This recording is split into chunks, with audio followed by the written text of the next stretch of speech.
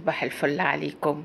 يلا العيد خلص بقى، تعال نحافظ على السكاكين من كل عشان ما نغسلهاش في العيد الكبير طبعا، عشان ما نهلكهاش.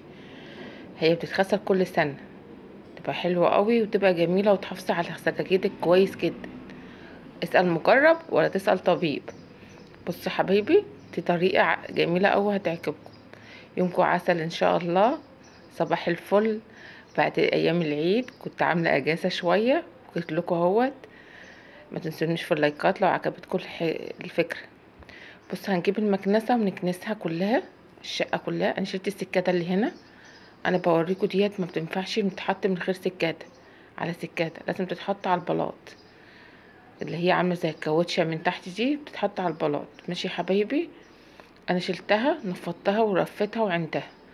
ديت بقى السكاكيت اللي انا مش هشيلها. هعمل ايه؟ هجيب بطاطين قديمة، دي بطاطين امي الله يرحمها الله يرحمها، ادعوا لي قلت لها بالرحمه معايا.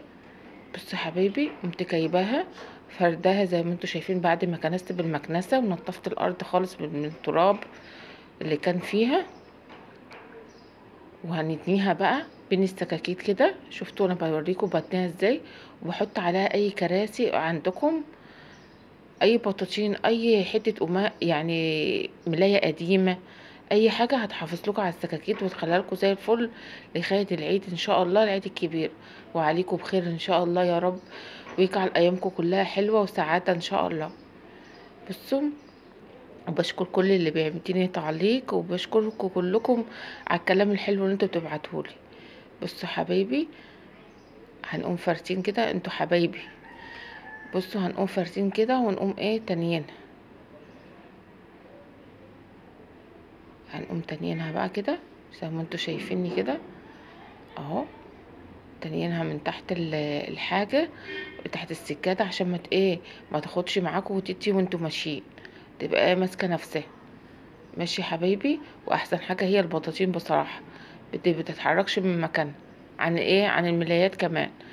بس لو عندكم ملاية تقيلة او تفاية تقيلة قديمة، حطوها هتبقى حلوة قوي قوي. ما تنسونيش في اللايكات والاشتراك في القناة لو عجبتكم اي شيء من اللي بعمله. خدوا لكم لفة كده هتلاقوا كل جديد عندي. ماشي. وشكرا جدا على اللي بيجوا على التيك توك وبيقولوا لي كلام حلو برضك، بشكركم جدا. بصوا، دي ملاية قديمة بتاعت اطفال، حطيتها عندي في الانتريه، وديت في الصالة والصالة التانية. وزي ما انتوا شايفين كده انا مخطياها كده، هتعرفي تحافظي على حاجتك. ودي تتغسل بس في الغسالة.